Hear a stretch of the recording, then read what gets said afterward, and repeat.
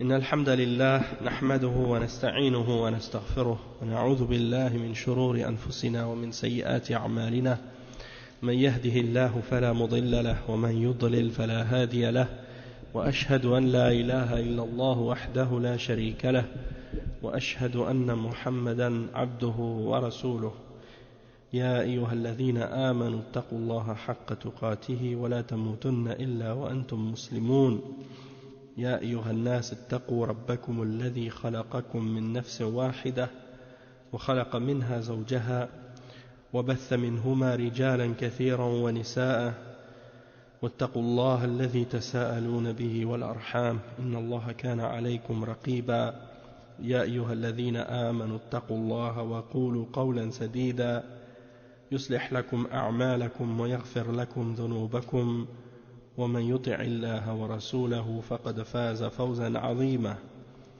أما بعد وإن خير الكلام كلام الله وخير الهدي هدي محمد صلى الله عليه وسلم وإن شر الأمور محدثاتها وكل محدثة بدعة وكل بدعة ضلالة وكل ضلالة في النار أما بعد. Inch'Allah, on va commencer le cours d'aujourd'hui pour le tafsir al-Baqarah, puis on est arrivé au cours numéro 114 aujourd'hui. Donc le verset qu'on était en train d'expliquer au dernier cours, c'était le verset 197, 198, toujours au sujet des règles, et on était rendu à expliquer la dernière partie de ce verset, dans laquelle Allah subhanahu wa ta'ala il dit Inna Allaha ghafurur rahim. C'était la fin du verset 99. ثم أفيضوا من حيث أفاض الناس واستغفروا الله إن الله غفور رحيم.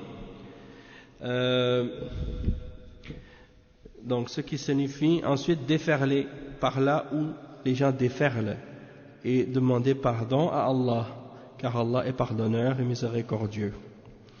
Donc il explique, le cheikh, il dit ثم قال إن الله غفور رحيم.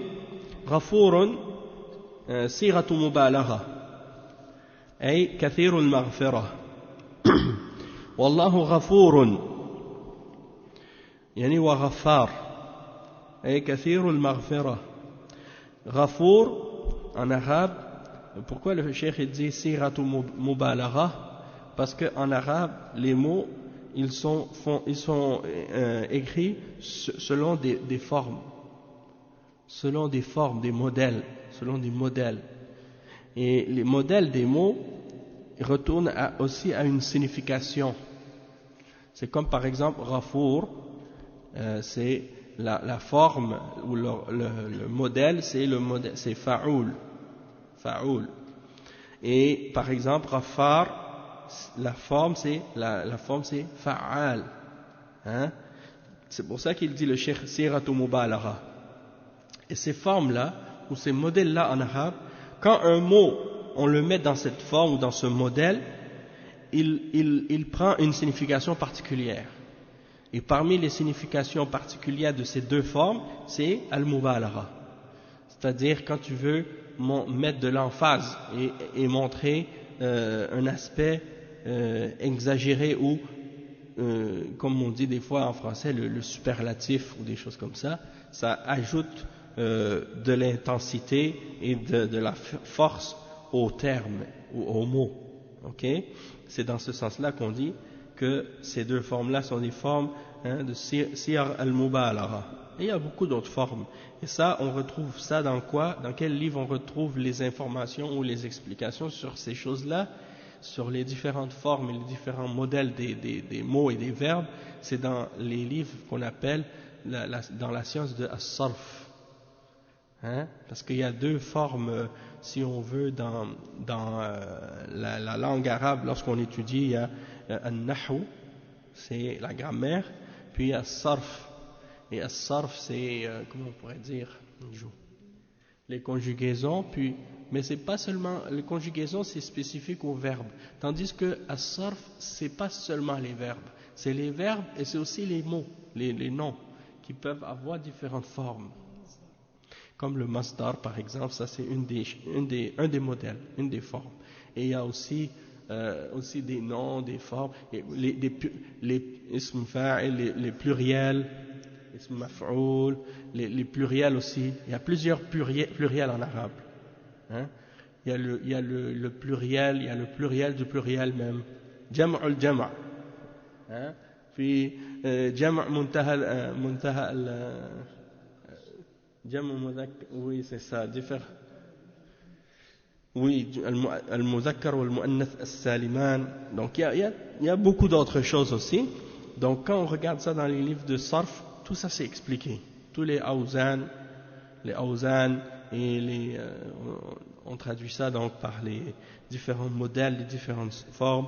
Il y a ismu ala, c'est les mots qui représentent les outils ou les choses qu'on utilise pour faire quelque chose avec. Ismu ala, ismu tafdil, il y a des formes pour ismu tafdil, il y en a beaucoup. Donc tout ça c'est des choses qu'on apprend dans as-sarf. Et qu'est-ce qui est bien avec ça en arabe, c'est que si tu connais l'origine du modèle et de la forme et de la signification qui découle de cette forme, eh bien tu peux comprendre le sens du mot si tu connais la racine du verbe. Hein? Donc ça t'aide à apprendre beaucoup de mots. Comme par exemple, je sais que c'est pas relié avec le sujet du cours, mais si tu dis par exemple fataha, à la base c'est ouvrir, hein? Le verbe ouvrir. Et quand tu veux dire l'objet avec lequel tu ouvres la porte, tu dis al-miftah. Miftah ala wazn mif'al. Hein? Donc chaque mot il a une signification. Et donc chaque forme il donne une signification différente à cette racine-là. Et ainsi de suite.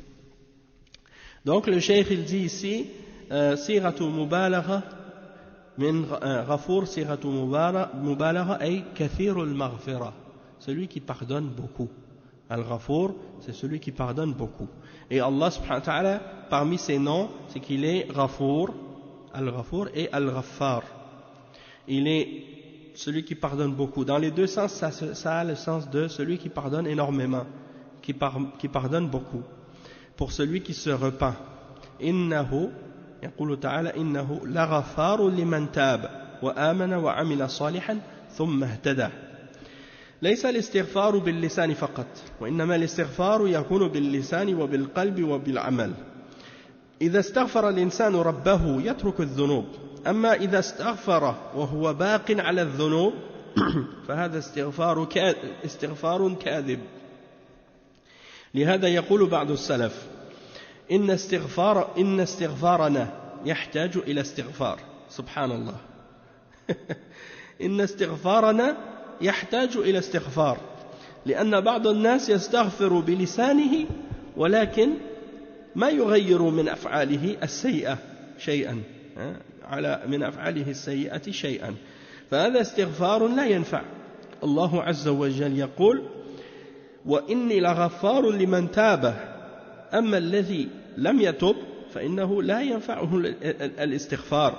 إن الله غفور، هذا من أسماء الله سبحانه وتعالى، من أسماء الله أنه غفور، ومن صفاته المغفرة، أنه يغفر الذنوب لعباده إذا تابوا إليه واستغفروه. Donc le cheikh il dit quelque chose ici, c'est très important à comprendre. Il dit dans un verset, c'est le verset 82 dans Surat Taha, que Allah subhanahu wa ta'ala il pardonne énormément pour celui qui se repent et qui fait les bonnes œuvres, hein, qui a cru, qui fait les bonnes œuvres et puis qui est bien guidé. Et ça c'est-à-dire qui est bien guidé dans le sens qu'il s'est mis sur la droiture, il s'est mis sur le bon chemin. Et quand on dit Ghafarun liman tab, ça veut dire qu'il pardonne énormément à celui qui se repent à Allah subhanahu wa ta'ala, mais il faut savoir qu'est-ce que ça signifie at-tawbah et qu'est-ce que ça a comme condition. At-tawbah, les ulama ils ont mentionné les trois plus importantes conditions pour la repentance. La première c'est le remords, an-nadam. La deuxième, c'est al-iqla' an al-dhanb, c'est-à-dire de cesser de le faire complètement. Et al-thalith, al-azm ala adam al-ruju' ilayh. Al-azm ala adam al-ruju' ilayh, c'est-à-dire d'être déterminé à ne plus le refaire pour l'avenir. Donc ça, c'est les trois conditions pour que Allah accepte notre repentance. Si on n'a pas respecté ces trois conditions-là, on n'est pas repenti. On n'a pas fait tawbah. Donc, Allah subhanahu wa ta'ala, il est ghaffar pour celui qui s'est repenti. Et le cheikh, il dit, al-istighfar, ça c'est une des formes dont on parlait tout à l'heure en arabe, la forme istif'al. Istif'al, ça veut dire talabu shay. Donc ici, al-istighfar, talabu al-maghfirah. C'est le fait de demander à Allah le pardon. Et il dit que al-istighfar, c'est pas seulement avec la langue. Beaucoup d'entre nous, chacun d'entre nous, des fois, on est en train de répéter astaghfirullah, astaghfirullah, astaghfirullah. Quand on voit quelque chose, quand on entend quelque chose, on dit astaghfirullah. Mais on le dit seulement avec la langue parfois. Le cheikh, il dit l'istighfar, c'est pas juste avec la langue. Ça doit être avec le cœur, ça doit être avec la langue, ça doit être avec les actions aussi.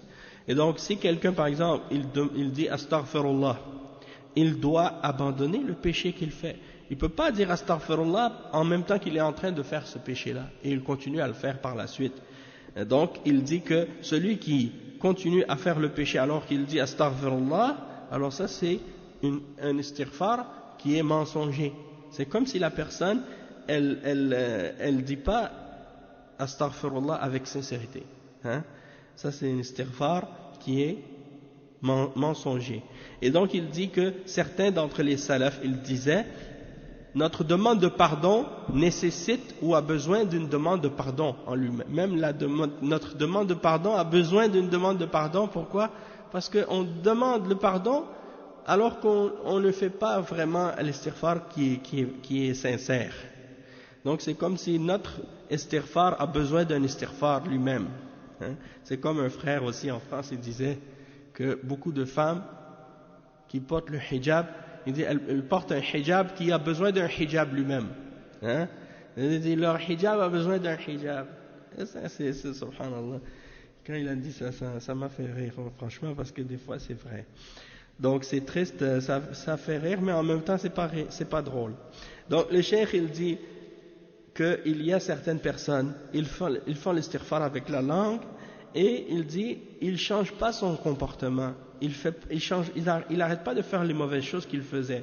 Et donc il dit que ça, ce genre d'istighfar, il n'est pas bénéfique, il n'est pas bénéfique.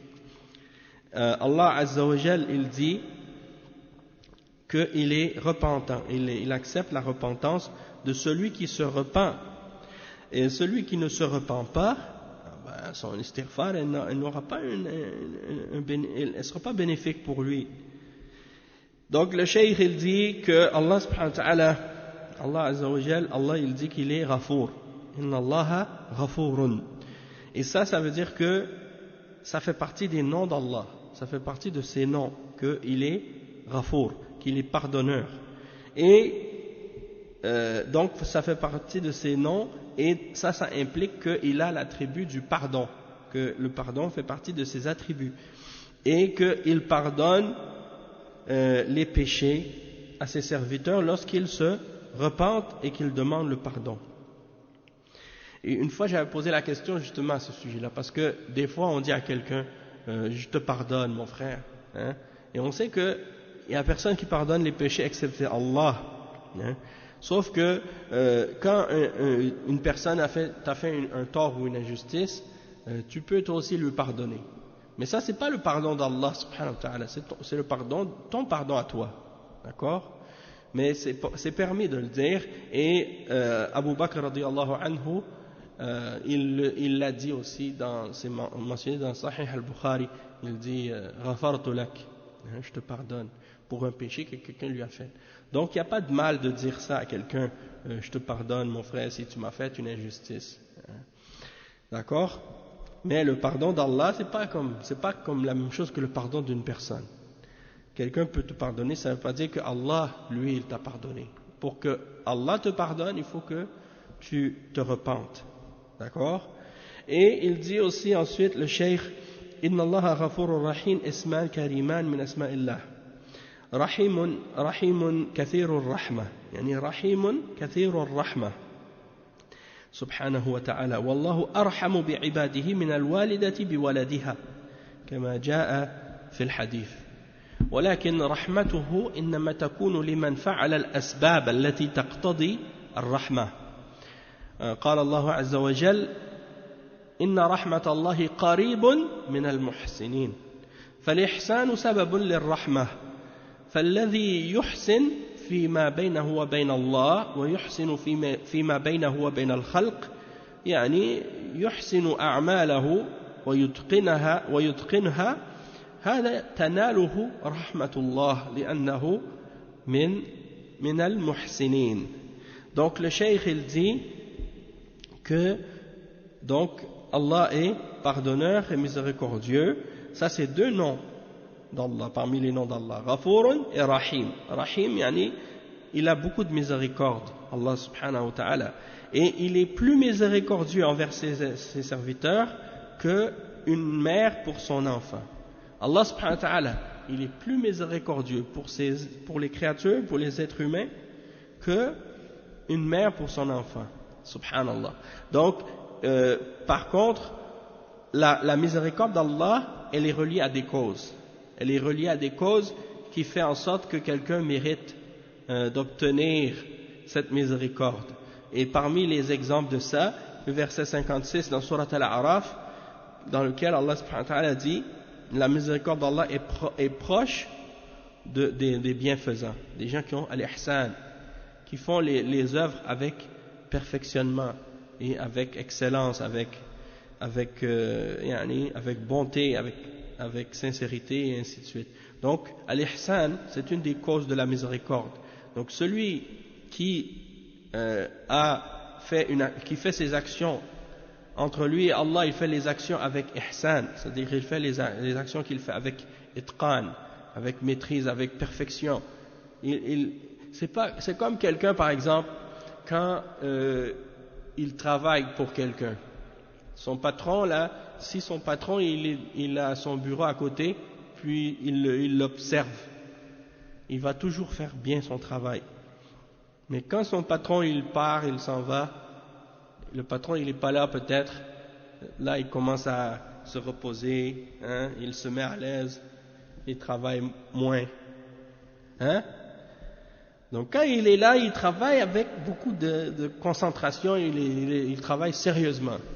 Quand il n'est pas surveillé par son patron, il se laisse aller. Faire l'adoration que tu fais pour Allah avec ihsan, ça veut dire que tu fais ton adoration, tu restes toujours conscient que Allah il t'observe, il te regarde, hein? Et toi c'est comme si tu le voyais quand tu l'adores. C'est ça l'ihsan.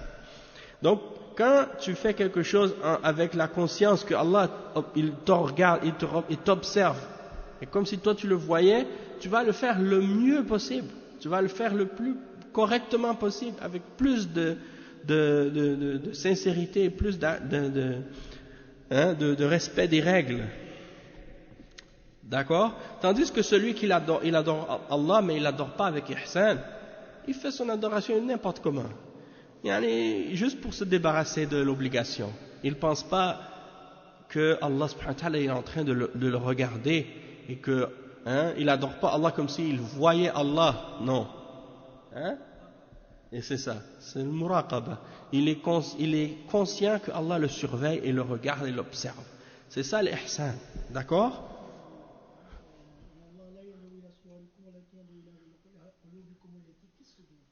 نعم إن الله لا ينظر إلى صوركم ويعني أجسادكم وألوانكم ولكن ينظر إلى قلوبكم وأعمالكم. Donc c'est pour ça que, comme tu dis, c'est les actions du cœur, les actions que tu fais et le cœur, c'est ça que Allah regarde. Et c'est pour ça que quand tu adores Allah, tu dois l'adorer le plus possible avec ihsan. Ça c'est très important. Et le cheikh dit ensuite وكذلك الله عز وجل يقول قل عذابي أصيب به من أشاء ورحمتي وسعت كل شيء فسأكتبها للذين يتقون ويؤتون الزكاة والذين هم بآياتنا يؤمنون والذين يتبعون الرسول النبي الأمي الذي يؤمن بالله وكلماته. هذه أسباب الرحمة هي التي ذكرها الله في هذه الآية فسأكتبها للذين يتقون. التقوى سبب للرحمة. Le cheikh il dit également, il y a un verset, c'est le verset 156 dans Surat Al-A'raf. Allah subhanahu wa ta'ala, dans ce verset-là, il mentionne que, on va lire ensemble le verset, la signification en français, ça dit, dans le verset 156, et prescrit tout ce qui est bien, et ma miséricorde, il dit, et Allah dit, je ferai mon châtiment, ou je ferai que mon châtiment atteigne qui je veux. Et ma miséricorde embrasse toute chose. Je la prescrirai à ceux qui me craignent, c'est-à-dire à ceux qui ont at-taqwa, qui acquittent la salat et qui ont la foi en nos signes, qui croient en nos signes. Ceux qui suivent le messager, le prophète illettré qu'ils retrouvent mentionné chez eux dans la Torah et dans l'Injil. Donc, ça c'est les descriptions de ceux qui méritent ou qui ont fait les causes pour obtenir la miséricorde d'Allah. Donc, ici, quand Allah subhanahu wa ta'ala il dit, dans le verset, سأكتبها للذين يتقون, c'est-à-dire je la prescrirai à ceux qui ont at-taqwa, qui font preuve de piété, qui craignent Allah subhanahu wa ta'ala. Donc c'est la preuve que at-taqwa c'est une des causes pour obtenir la miséricorde d'Allah subhanahu wa ta'ala. Et un autre exemple aussi, yu'tuna az-zakat, ils donnent la zakat. Donc le cheikh dit az-zakat al-muradu biha tathhir al-qulub wal-abdan min al-ma'asi wa yuradu biha zakat al-mal التي فرضها الله في الأموال فالزكاة يعني على قسمين زكاة بدنية وذلك بتطهير الأعمال من الشرك والبدع والمحدثات وتطهير النفوس من الغل والحقد والحسد والكبر وغير ذلك. هذه الزكاة البدنية. ويعني يقول تعالى قد أفلح من زكاها يعني تزكية النفس بالطاعات قد أفلح من زكاها يعني زكى نفسه وذلك بالطاعات والقربات وطهرها من الذنوب والمعاصي والسيئات. فهذه الزكاة البدنية أو النفسية. أما النوع الثاني فالزكاة المالية التي يخرجها المسلم من ماله وهي ركن من أركان الإسلام يعني يؤتون الزكاة والذين هم بآياتنا يوقنون يعني يؤمنون بآيات الله القرآنية وبكلام الله سبحانه وتعالى ويتدبرونه ويتلونه حق تلاوته ويعملون به. فهذا هو الإيمان بآيات الله سبحانه وتعالى. فسأكتبها للذين يتقون ويؤتون الزكاة والذين هم بآياتنا يؤمنون الذين يتبعون الرسول. اتباع الرسول سبب للرحمة. اتباع الرسول وطاعة الرسول عليه الصلاة والسلام سبب للرحمة. وأطيعوا الرسول لعلكم ترحمون. فطاعة الرسول سبب للرحمة سبب للرحمة ومعصية الرسول سبب يعني للعذاب والعياذ بالله. Donc le cheikh il explique que ceux qui donnent la zakat ici dans le verset, ça veut dire deux choses. Il y a deux sens au terme zakat ici. Allah subhanahu wa ta'ala, il peut désigner par la zakat la purification du cœur et la purification du corps des péchés. Donc ça c'est une des significations. Et aussi la signification de la purification des biens et de l'argent que Allah a rendu obligatoire, comme la zakat de l'argent qu'on donne sur nos biens.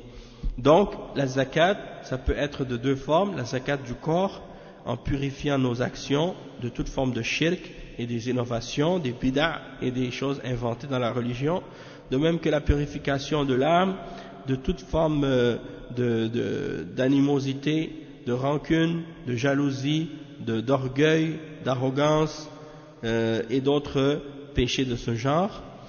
Et ça c'est donc la purification du corps. Et Allah subhanahu wa ta'ala fait allusion à cette forme de purification et cette forme de zakat dans le verset 9 dans Surat Al-Shams lorsqu'il dit Qad aflaha man zakkaha, certes a réussi celui qui l'a purifié, qui a purifié son âme en faisant les actes d'obéissance, en s'écartant des interdictions, en se rapprochant d'Allah, il se purifie des péchés et des désobéissances.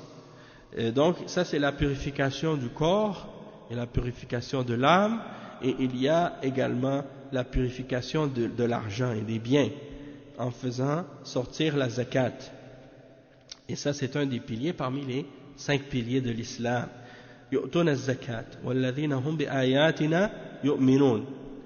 Ils donnent la zakat et ceux qui croient en nos versets. Allah subhanahu wa ta'ala dit aussi par rapport à ce que le cheikh il mentionne ici, un point que je pense que c'est bénéfique de mentionner par rapport à ce que Allah dit dans Surat Fussilat. Il dit wa waylun lil mushrikin alladhina la yu'tuna az-zakat wa hum bil akhirati hum kafirun. Donc c'est-à-dire fa waylun lil mushrikin, malheur aux mushrikin, ceux qui ne donnent pas la zakat. Les ulama, ils ont dit ici, il ne s'agit pas nécessairement de la zakat en argent, il s'agit de la zakat du cœur, dans le sens que les mushrikoun, ils n'ont pas purifié leur cœur du shirk, ils n'ont pas purifié leur cœur du shirk, et même s'ils donnaient la zakat de l'argent, ça ne serait pas accepté d'eux, puisqu'ils sont dans le shirk, donc ils doivent purifier leur cœur du shirk, et c'est de ça dont Allah parle dans ce verset-là, quand il dit az-zakat. Mais sinon, ici, ça peut vouloir dire, comme on a mentionné, également la zakat de l'islam. Et donc, le cheikh, il explique ici que ça, c'est une des causes pour obtenir la miséricorde d'Allah, de donner la zakat, de se purifier et de faire sortir la zakat de nos biens. Et également ceux qui croient en nos versets, les signes d'Allah, les signes, al-ayat, c'est les versets coraniques qui sont composés de la parole d'Allah. Et ça implique quoi? De croire en les signes d'Allah, en les versets d'Allah. Ça implique de réfléchir et de méditer sur leur signification et de les réciter, et de les mettre en application. Donc ça, c'est tout ce qui est impliqué par le fait de croire en les versets d'Allah subhanahu wa ta'ala. Et ça, c'est le fait de croire en les signes d'Allah. Et le cheikh il dit ensuite فَسَأَكْتُبُهَا لِلَّذِينَ يَتَّقُونَ وَيُؤْتُونَ الزَّكَاةَ وَالَّذِينَ هُمْ بِآيَاتِنَا يُؤْمِنُونَ. Donc ça c'est parmi les exemples qui ont été mentionnés dans le verset, ceux qui ont at-taqwa, qui donnent la zakat et qui croient en nos signes. Puis l'autre chose qui est mentionnée après dans le verset, et qui suivent le messager. Donc le fait de suivre le messager, ça c'est aussi une des causes de la miséricorde d'Allah subhanahu wa ta'ala. Allah subhanahu wa ta'ala il dit justement, le cheikh il mentionne donc de suivre le messager, et ça bien entendu ça comprend de lui obéir. Donc tout ça c'est des causes de la miséricorde d'Allah.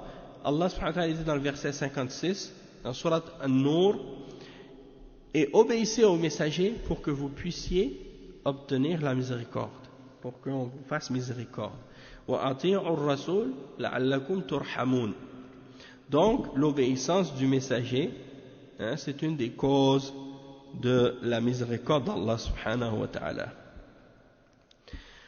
Aussi le cheikh il dit ensuite الرسول محمد صلى الله عليه وسلم النبي هذه أوصافه رسول ونبي الرسول النبي الأمي الرسول النبي الأمية أي الذي لا يقرأ ولا يكتب ولكن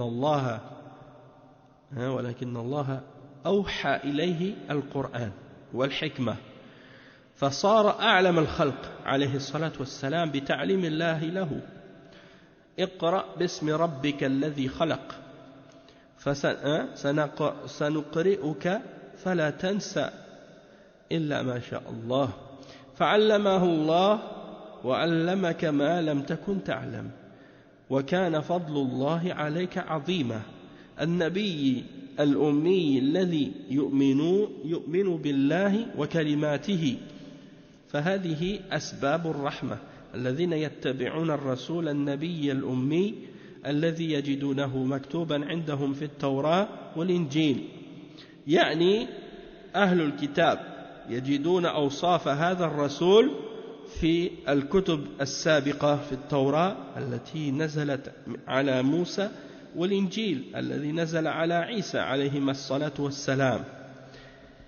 نعم, donc le cheikh il explique que ce messager dont il est question, c'est le messager, c'est Mohammed sallallahu alayhi wa sallam. Et le prophète, on l'appelle le prophète. Et on l'appelle messager, on l'appelle prophète. Messager, prophète. Allah subhanahu wa ta'ala dit le messager, prophète, illettré. C'est-à-dire qui ne sait ni lire ni écrire. Et il dit que Allah subhanahu wa ta'ala, par contre, il lui a révélé le Coran et la sagesse. Et donc, il est devenu la plus savante des créatures. Parce que c'est Allah lui-même qui lui a enseigné. C'est Allah lui-même qui lui a enseigné. Et donc, Allah subhanahu wa ta'ala, il lui a révélé Iqra bismi rabbika alladhi khalaq. Récite par le nom de ton Seigneur qui a créé. Celui qui a créé. Récite par le nom de ton Seigneur qui a créé. Et il mentionne dans le verset 6 et 7 dans Surat Al-A'la Sanuqri'uka fala tansa illa ma sha Allah. Nous allons te faire lire, nous allons te faire réciter pour que tu n'oublies pas excepté ce que Allah a voulu. Donc Allah, c'est lui qui lui a enseigné. C'est lui qui lui a enseigné et il dit وَعَلَّمَكَ مَا لَمْ تَكُنْ تَعْلَمْ. Et il t'a enseigné ce que tu ne connaissais pas. Et la grâce d'Allah est sur toi immense. Sur toi immense.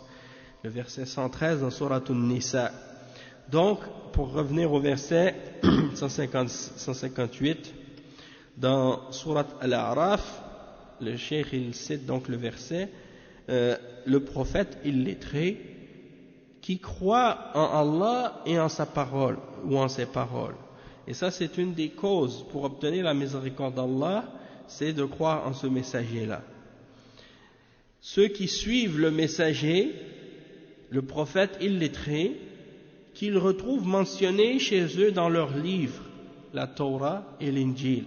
Ici, il est question des juifs et des chrétiens, des gens du livre, qui retrouvent dans leurs livres les descriptions du messager Mohammed sallallahu alayhi wa sallam, dans les livres précédents, la Torah qui est révélée à Moussa alayhi salam et à l'Injil qui est révélée au prophète Isa alayhi salam. Et dans l'Ancien Testament, chez les Juifs, il y a la mention du prophète Mohammed sallallahu alayhi wa sallam dans plusieurs versets de leur livre. Et dans l'Injil, il y a plusieurs versets aussi qui mentionnent l'exemple du prophète qui doit venir après lui. Il a dit, il y a un prophète qui va venir après moi. Il a mentionné les caractéristiques. Donc ça c'est clair. Puis il dit, Al-hasilu anna hadhihi asbabur rahma. Donc ça fait partie des causes qui fait que quelqu'un obtienne la miséricorde d'Allah. Il y a un verset qui mentionne aussi cette question-là. هذه آية في آية أخرى يعني ويبشرهم برسول يأتي من بعد اسمه أحمد. هذا في سورة الصف. Ouais, donc le prophète sallallahu alayhi wa sallam, il a annoncé, et Allah subhanahu wa ta'ala mentionne dans le Coran qu'il y a un messager qui va venir après lui et qui s'appellera Ahmed. Hein? Donc tout ça c'est mentionné.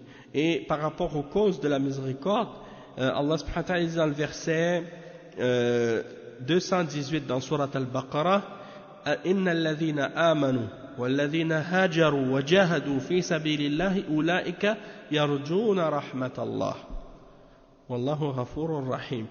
Donc ça aussi c'est d'autres causes de la miséricorde qui sont pas mentionnées ici, que le cheikh il n'a pas mentionné, mais qui sont mentionnées dans le verset 218 dans Surat Al-Baqarah. Allah subhanahu wa ta'ala il mentionne que ceux qui ont cru et qui ont fait la hijra, qui ont fait la hijra et qui ont fait le jihad fi sabilillah, ceux-là aussi espèrent la miséricorde d'Allah. Donc ça c'est un autre exemple de cause de la miséricorde d'Allah. Hein? Donc la miséricorde d'Allah, elle vient avec des causes. Comme le cheikh il a dit, والحاصل أن هذه أسباب الرحمة ومن يريد الرحمة فليعمل الأسباب التي تسبب له الرحمة أما الذي يعمل الأسباب التي تغضب الله عز وجل فإنها تسبب له الغضب والسخط والسخط من الله عز وجل. فالأمور لها أسباب، المغفرة لها أسباب والرحمة لها أسباب. فعلى المسلم أن يعمل الأسباب التي يتمنى على الله الأماني ولا يتمنى على الله الأماني، يعمل الأسباب ولا يتمنى على الله الأماني أو يعتمد على الرجاء، ولكن عليه أن يرجو الله ويعمل الأسباب التي شرعها الله سبحانه وتعالى. Donc le cheikh il dit que pour résumer tout ça, il faut comprendre que la miséricorde, pour l'obtenir, il y a des moyens pour l'obtenir. Et il faut faire les causes nécessaires pour pouvoir l'obtenir. Donc celui qui désire obtenir ou qui veut obtenir la miséricorde d'Allah, qu'il fasse les causes nécessaires pour obtenir cette miséricorde. Tandis que celui qui fait les causes par lesquelles il obtient la colère d'Allah, celui qui fait les causes pour mettre Allah en colère contre lui, donc ça c'est les causes de la colère, les causes de la colère et du courroux d'Allah subhanahu wa ta'ala contre lui. Donc les choses sont reliées à des causes. Les choses sont reliées à des causes. C'est la même chose pour la guidance, c'est la même chose pour l'égarement. Allah subhanahu wa ta'ala dit, Allah subhanahu wa ta'ala يقول في القرآن مثلا يضل من يشاء ويهدي من يشاء. Allah il guide qui il veut et l'égare qui il veut. Mais la guidance, elle a des causes et l'égarement, elle a des causes. Et la volonté d'Allah subhanahu wa ta'ala, elle est reliée à sa sagesse. La volonté d'Allah, elle est reliée à sa sagesse. Allah subhanahu wa ta'ala, il guide ceux qui méritent d'être guidés parce qu'ils ont fait les causes pour être guidés. Et ceux qui sont égarés méritent l'égarement parce qu'ils ont fait des choses qui ont fait qu'ils ont mérité l'égarement. Et la même chose pour la miséricorde et la colère d'Allah. Tu veux la miséricorde d'Allah, fais les causes pour l'obtenir. Tu veux le pardon d'Allah, fais les causes pour obtenir le pardon. Mais si le musulman, il fait des actes qui sont mauvaises, puis après il dit j'espère en la miséricorde d'Allah. Eh bien ça c'est une espérance qui est fausse, mensongère. Pourquoi? Parce que tu ne peux pas espérer la miséricorde sans faire les causes nécessaires pour l'obtenir. C'est pour ça que le verset que j'ai mentionné tout à l'heure, 218, dans Surat Al-Baqarah, Allah subhanahu wa ta'ala, il dit clairement dans ce verset-là, Na'am, inna alladhina amanu walladhina hajaru wa jahadu fi sabilillah ulaika yarjuna rahmatallah. Donc ceux qui ont cru, qui ont fait la hijra et qui ont lutté dans le sentier d'Allah, qui ont fait le djihad dans le sentier d'Allah, ceux-là espèrent la miséricorde d'Allah. Donc vous voyez que c'est pas n'importe qui espère la miséricorde d'Allah qui va l'obtenir. C'est pas juste une question d'espérer. c'est une question aussi de faire les choses nécessaires, les causes nécessaires pour l'obtenir. Hein? Mais il dit donc, le cheikh il dit tu peux pas juste te baser sur tes espoirs et te baser sur les espoirs sans faire les causes. Tu dois, si tu espères en la miséricorde d'Allah, faire les causes pour l'obtenir, parce que Allah il a légiféré des causes pour cette chose-là. Et il dit ensuite ثم قال عز وجل فإذا قضيتم مناسككم قضيتم يعني فرغتم نعم من أداء المناسك فإذا فرغتم يعني فإذا قضيتم مناسككم. Ça c'est la suite du verset, c'est le verset 200, le verset 200 dans Surat Al-Baqarah, on va le lire.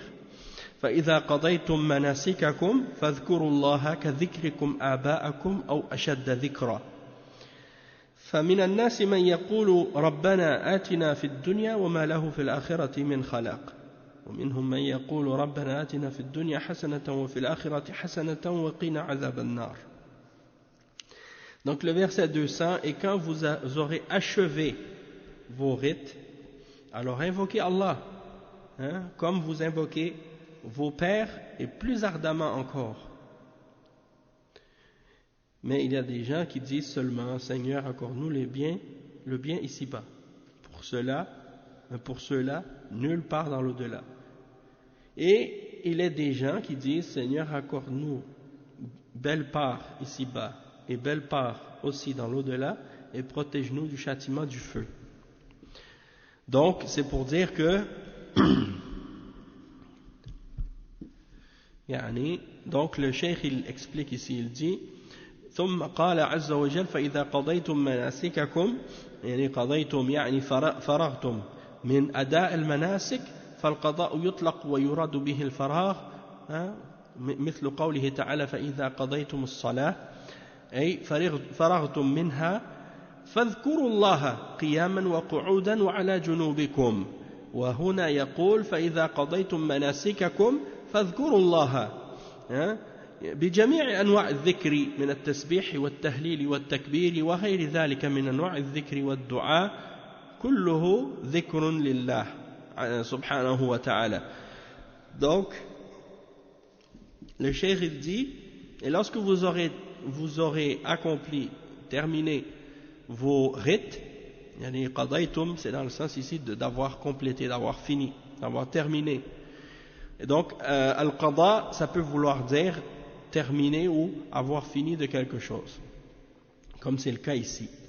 Et comme dans le verset 103 dans Surat An-Nisa, Allah subhanahu wa ta'ala dit فَإِذَا قَضَيْتُمُ الصَّلَاةِ, lorsque vous aurez complété ou fini d'accomplir la salat, alors rappelez-vous d'Allah ou souvenez-vous d'Allah debout, assis ou sur le côté. Dans toutes les positions, vous vous souvenez d'Allah subhanahu wa ta'ala.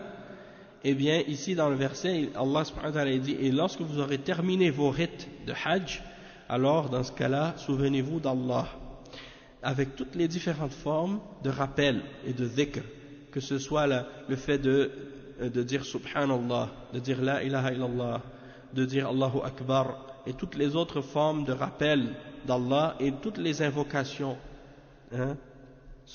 Tout ça, ça fait partie du rappel d'Allah. Et le cheikh il continue l'explication du verset, il dit فَاذْكُرُوا اللَّهَ كَذِكْرِكُمْ آبَاءَكُمْ يعني هذا فيه معنيان عند المفسرين. المعنى الأول كذكركم آباءكم أنهم كانوا في الجاهلية إذا فرغوا من الحج يقفون وكل يذكر مفاخر آبائه وأجداده وقبيلته ويقفون بعد الفراغ من الحج يتفاخرون بأعمالهم وأعمال آبائهم وأجدادهم كل يذكر آباءه وأفعالهم أنهم يعني يكرمون الضيف وأنهم ينحرون الإبل وأنهم ويجعلون موسم الحج وقتا لذكر آبائهم وأجدادهم ومفاخرهم وذكر مفاخرهم. كل قبيلة تذكر من مفاخرها ومفاخر أهلها وأجدادها، فالله عز وجل يقول اذكروا الله ولا تذكروا مفاخركم وأفعالكم وتتمدحون بها. اذكروا الله عز وجل، لأن الحج عبادة لله وليس هو موضع للتفاخر والمباهة، أو ذكر القادة والملوك والرؤساء، هذه جاهلية، جاهلية الحج، يعني هذه جاهلية. والحج عبادة ليس محل للتفاخر والتمادح، لأنهم يغتنمون الموسم واجتماع الناس، وكل يظهر أفعاله وأفعال آبائه ويتباهى الآخرين، يباهي الآخرين. الله أبطل هذا وأمر بذكره سبحانه وتعالى كذكركم آباءكم أو أشد ذكرا، لأن الله سبحانه وتعالى هو المستحق الذي يذكر فلا ينسى وأن يشكر فلا يكفر سبحانه وتعالى. فالواجب أن يذكر الله بعد أداء المناسك، وتذكر نعمه وأفضاله وخيره سبحانه وتعالى على عباده. هذا الذي يجب أن يذكر. Donc le cheikh il explique que après avoir complété donc les rites du Hajj, on doit faire le rappel d'Allah et se mentionner Allah subhanahu wa ta'ala et ses noms. Et dans le verset ça dit rappelez-vous d'Allah ou souvenez-vous d'Allah comme vous vous rappeliez de vos pères, ou bien encore plus fort, encore plus encore. Et les ulama ils ont expliqué à propos de ce verset là deux significations. La première signification c'est comme vous vous souveniez de vos pères, ou comme vous mentionniez vos pères, c'est-à-dire dans la jahiliya. Les gens, lorsqu'ils finissaient le hajj dans la jahiliya, les mushrikoun, ils se tenaient, puis ils commençaient à mentionner toutes les choses que leurs pères et leurs ancêtres et leurs tribus ont faites. Des choses de fierté et d'honneur, et des choses de courage, des bonnes choses que leurs ancêtres ont fait. Donc ils prenaient ce temps-là pour commencer à mentionner qu'est-ce que leurs ancêtres avaient fait, qu'est-ce que leurs pères avaient fait dans le passé. Donc ils terminaient le hajj par le fait de se vanter de ça, et de vanter leurs œuvres, de vanter leurs accomplissements et qu'est-ce qu'ils avaient fait, qu'est-ce que leurs parents avaient fait, qu'est-ce que leurs grands-pères avaient fait, qu'est-ce que leurs ancêtres avaient fait. Chaque personne mentionnait sa tribu, mentionnait ses ancêtres, et ainsi de suite. Ils disaient, nos ancêtres, ils étaient bons envers les invités, et ils les honoraient, et ils sacrifiaient les chameaux, et ils faisaient ça, ils faisaient ça, ils faisaient ça. Donc les Arabes, dans la Jahiliya, avant l'Islam, quand ils finissaient le Hajj, c'est ça ce qu'ils faisaient. Et le cheikh il dit, ils prenaient le Hajj comme un moment pour mentionner leurs ancêtres, mentionner leurs pères dans le passé, et les choses grandes et importantes qu'ils avaient fait, ou des choses comme ça, pour se vanter, pour vanter la tribu.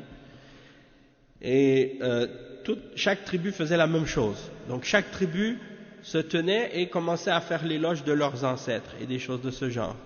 Puis Allah subhanahu wa ta'ala dit dans ce verset-là, donc souvenez-vous d'Allah et mentionnez Allah, et ne mentionnez pas les fiertés ou les choses que vos ancêtres ont fait, ou ne cherchez pas à vous glorifier par les œuvres de vos ancêtres ou des choses de ce genre, mais plutôt glorifiez Allah subhanahu wa ta'ala et rappelez-vous d'Allah subhanahu wa ta'ala, parce que le hajj c'est une adoration d'Allah, c'est pas un endroit pour commencer à venir se vanter et commencer à vouloir éblouir les gens et leur mentionner qu'est-ce qu'on a fait, ou qu'est-ce que les rois ou les dirigeants ou les gens importants ont fait dans la jahiliya, ou des choses comme ça.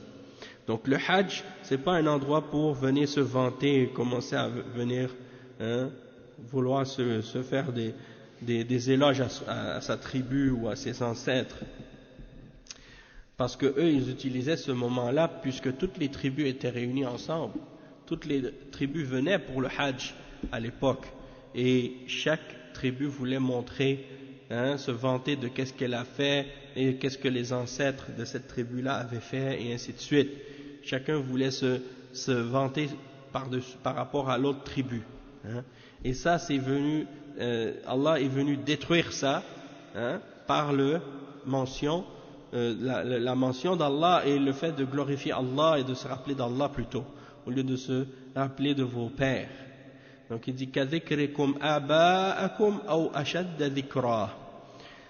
Parce que Allah subhanahu wa ta'ala, c'est lui qui mérite qu'on se rappelle de lui et qu'on ne l'oublie pas. Et c'est lui qui mérite qu'on soit reconnaissant envers lui et qu'on ne soit pas ingrat. Donc l'obligation, c'est qu'on se rappelle d'Allah et qu'on fasse le rappel d'Allah après avoir complété le Hajj et les rites du Hajj. Et de mentionner également les grâces d'Allah et les bonnes choses qu'il nous donne et le bien qu'il nous fait, le bien qu'il fait à ses serviteurs. C'est ça qui est l'obligation. Le cheikh il dit aussi dans la deuxième explication, parce qu'il y a un autre tafsir aussi de ce verset-là. Les ulama, ils ont une autre position aussi, une autre explication pour ce verset. Le cheikh il dit وَالْقَوْلُ الثَّانِي فاذكروا الله كذكركم آباءكم أي كما يذكر الأطفال الصغار آباءهم لأن الطفل الصغير إذا أصابه شيء يقول يا أبي يا أمي وينادي أمه أو ينادي أباه يستغيث بهم ويستنجد بهم يا بابا يا ماما. هذا شيء معروف في الصغار، فطرة عندهم إذا مسهم شيء يكرهونه يقولون يا بابا يا ماما ويبكي. الله عز وجل يقول استنجدوا بالله عز وجل لأنكم أضعف من الأطفال الصغار، أنتم بحاجة إلى الله سبحانه وتعالى أحوج من الأطفال إلى آبائهم كذكركم آباءكم أو أشد ذكرا. Donc une autre explication du verset, c'est de mentionner de vous souvenir, de mentionner Allah plus que vous mentionnez vos parents. C'est-à-dire les enfants, lorsqu'ils sont petits, ils appellent toujours leurs parents quand ils se font mal ou quand ils ont quelque chose. Ils disent papa, maman, ya abi, ya ummi, comme ça.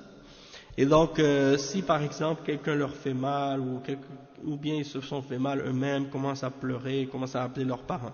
Donc ça c'est dans la fitra, que Allah a mis ça en eux, lorsqu'ils sont touchés par quelque chose qu'ils n'aiment pas, tout de suite ils appellent leurs parents. Eh bien Allah subhanahu wa ta'ala dans le verset il dit, appelez Allah comme vous appelez vos parents, dans les moments où vous êtes petit, quand vous êtes enfant et que vous avez besoin de vos parents, eh bien appelez Allah comme vous appelez vos parents ou plus encore que ça. Donc montrez que vous avez plus besoin d'Allah que les enfants ont besoin de leurs parents. Ça c'est une autre explication du verset. Et le cheikh il dit ثم قال عز وجل فمن الناس أي بعض الناس من يقول ربنا آتنا في الدنيا كانوا إذا فرغوا je ne sais pas si c'est فرغوا ou فرغوا, des fois il y a des verbes comme ça et des fois, ils peuvent avoir فرغوا بارك الله فيك إذا فرغوا من الحج يقفون ويدعون ولكن يدعون لأمور الدنيا اللهم اجعله عام خصب وخير يدعون الله في أمور الدنيا ولا يذكرون الآخرة لأنهم لا يؤمنون بالبعث ولا بالحساب وإنما يتقربون إلى الله بالحج والعمرة من أجل أن يعطيهم في الدنيا ربنا آتنا في الدنيا آتنا من الأرزاق من الأمطار من النعم في الدنيا ولا يذكرون الآخرة وهذا صنف من الناس وهم الكفرة الذين لا يؤمنون بالبعث والنشور ولا الحساب ربنا آتنا في الدنيا وما له في الآخرة من خلاق يعني من نصيب ما يذكر الآخرة ولا يأتي له على بال إنما يحج ويتقرب إلى الله ويتصدق من أجل أن يعجل له الثواب في الدنيا. هذا صنف من الناس يريدون الحياة الدنيا بأعمالهم وطاعاتهم، وهذه نظرة قاصرة ونظرة سيئة لا تليق بالعباد الذين يعبدون الله عز وجل في الحج وفي غيره. Donc le cheikh il dit parmi les hommes, donc à la suite du verset Allah subhanahu wa ta'ala dit parmi les hommes il y en a qui disent notre Seigneur donne-nous dans la dunya. Lorsqu'ils terminent le hajj ils se lèvent puis ils invoquent et ils demandent à Allah, mais ils demandent uniquement les choses de la dunya. Oh Allah, fais que cette année soit une année de bien et une année avec beaucoup de récoltes et ainsi de suite. Ils invoquent Allah subhanahu wa ta'ala pour les choses de la dunya et ils ne mentionnent pas l'au-delà. Ils ne demandent pas l'au-delà. Pourquoi? Parce qu'ils ne croient pas en la résurrection et au jugement dernier. Ils se rapprochent uniquement à Allah par le hajj et la umrah dans le but que Allah leur donne juste pour la dunya seulement. Ils disent Rabbana atina fid dunya, oh Allah, donne-nous dans la vie d'ici-bas, donne-nous la subsistance de la pluie et des grâces dans la dunya, puis ils ne mentionnent pas l'au-delà. Et ça c'est une des catégories parmi les hommes, et ce sont les non-croyants, les gens qui ne croient pas en la résurrection, ne croient pas au rassemblement et au jugement dernier. Et Allah subhanahu wa ta'ala il dit Rabbana atina fi, il mentionne, ils disent Rabbana atina fi dunya wa ma lahu fil akhirati min khalaq, c'est-à-dire donne-nous dans cette vie d'ici-bas et dans l'au-delà il n'aura aucune part, parce qu'il ne mentionne pas l'au-delà, il ne pense même pas à ça, ça lui vient même pas à l'esprit de demander pour l'au-delà, parce qu'il ne croit pas en l'au-delà, il fait seulement le hajj, il se rapproche à Allah uniquement pour cette vie d'ici-bas seulement. Et quand il donne, des sadaqat, il donne de l'aumône et des charités aux gens, c'est juste pour qu'ils reçoivent la récompense dans cette vie d'ici-bas seulement. Et il y a cette catégorie de gens-là. Il dit, le cheikh, هذا صنف من الناس يريدون الحياة الدنيا بأعمالهم وطاعاتهم. Donc le cheikh dit, il y a des gens comme ça dans cette vie d'ici-bas, quand ils font des bonnes œuvres, ils ne font pas la bonne œuvre pour avoir la récompense d'Allah dans l'au-delà. Ils font les bonnes œuvres uniquement pour avoir une récompense matérielle dans cette vie d'ici-bas. C'est tout.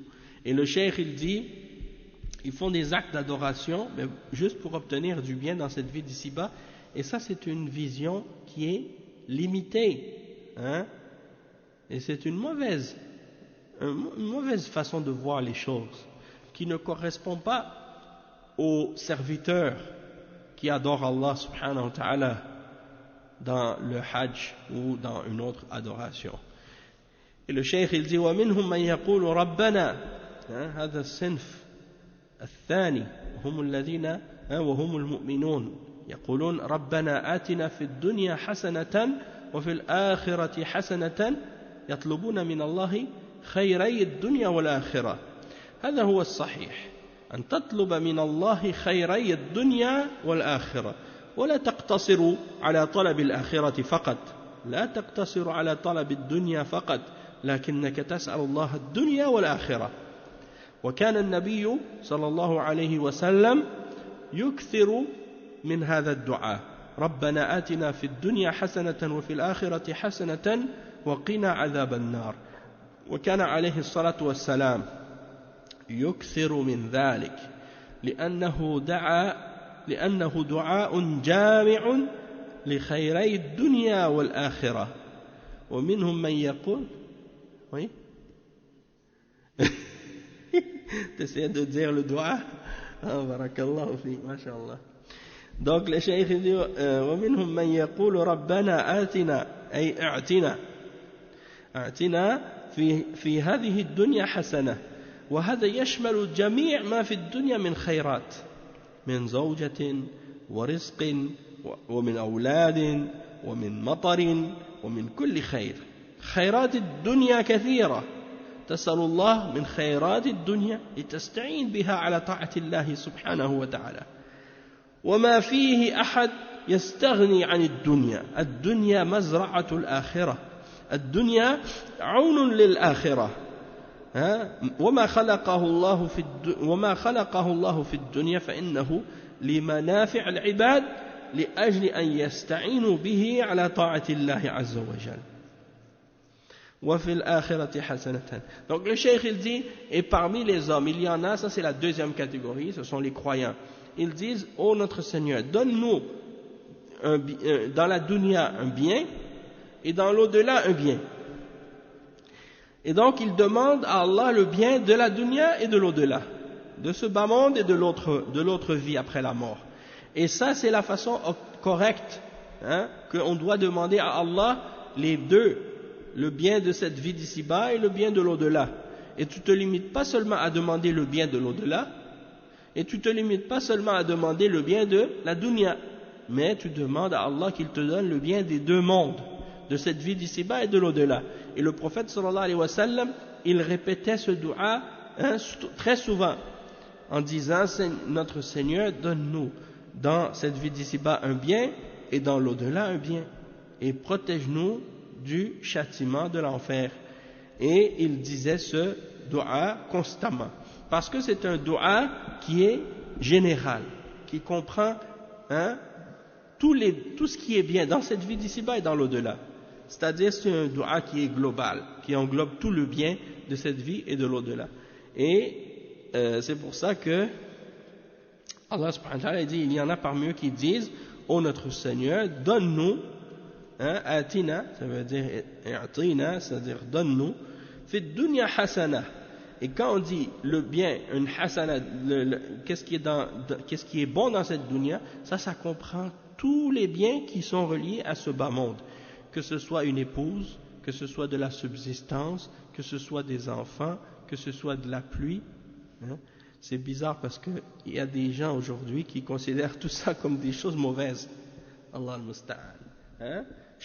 Surtout chez les kuffars, ils se plaignent toujours de leurs femmes, ils se plaignent toujours de leur risque parce qu'ils trouvent qu'ils n'en ont jamais assez, et ils se plaignent de leurs enfants parce qu'ils leur disent que ça leur coûte cher, et ils se plaignent de la pluie parce que quand il pleut, ils n'aiment pas ça.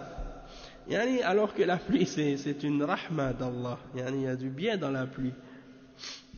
Allah musta'an. Et donc pour le croyant au contraire, il se réjouit de ces choses-là. Tout ça, ça fait partie des bonnes choses. L'épouse, la subsistance, les enfants, la pluie, et toutes les bonnes choses de la dunya. Et il y en a de nombreuses choses dans la dunya qui sont bonnes. Et on demande à Allah toutes les bonnes choses dans cette vie d'ici-bas. Et pourquoi on lui demande des choses de la vie d'ici-bas? Parce qu'il y en a des gens parmi les musulmans, comme par exemple chez les soufis, par exemple, il y a cette attitude de vouloir dire que la dunya c'est quelque chose qui est mauvais.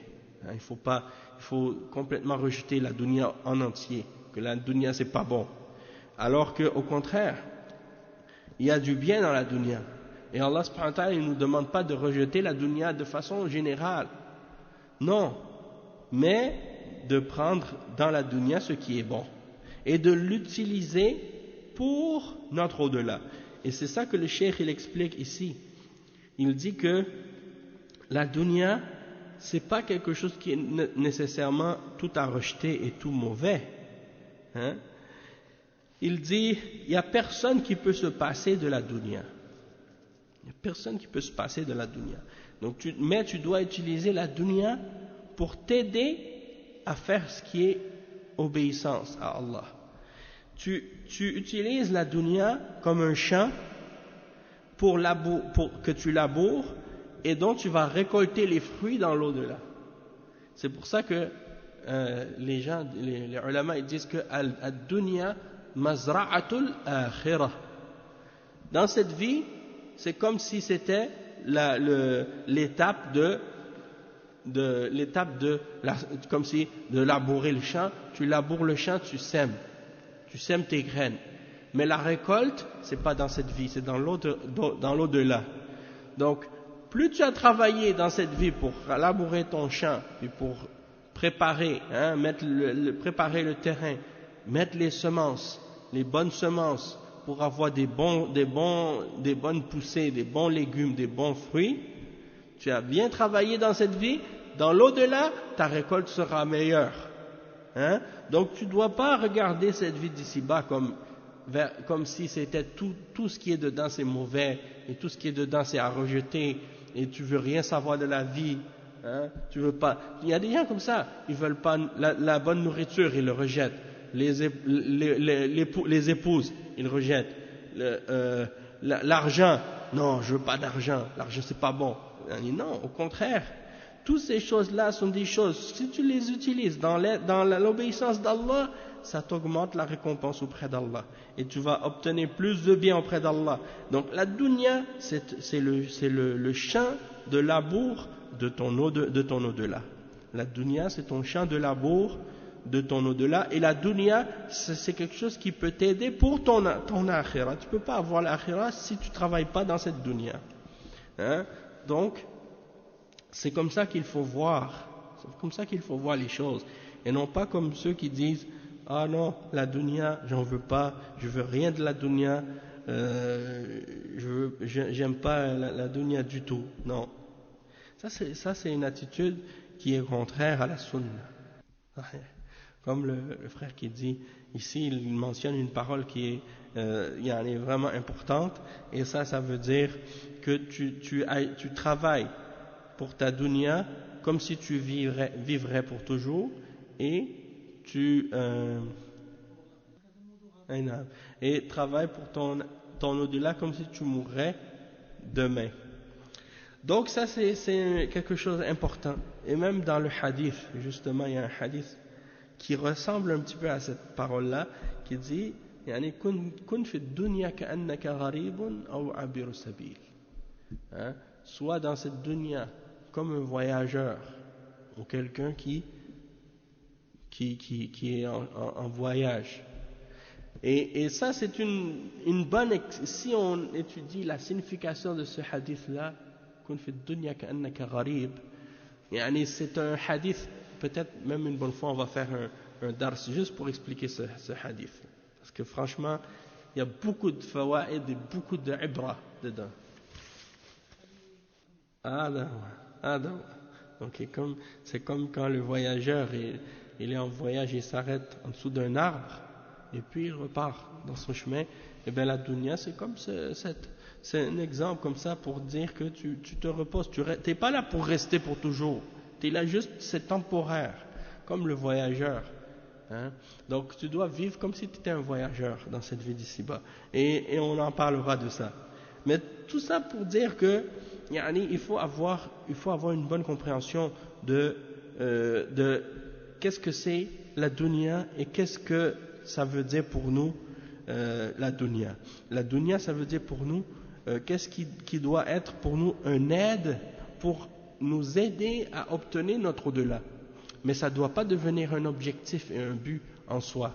C'est un moyen pour nous. C'est pas un but. C'est pas un objectif. Il y en a pour certains pour qui la dunya est devenue leur objectif ultime et leur but fondamental. Non, pour le mu'min, c'est pas un objectif d'obtenir le plus de la dunya, non. Mais c'est un moyen d'obtenir l'au-delà. Tu travailles, tu utilises ta dunya pour obtenir ton au-delà. Donc le cheikh il dit ensuite que il dit وَمَا خَلَقَهُ اللَّهُ فِي الدُّنْيَا فَإِنَّهُ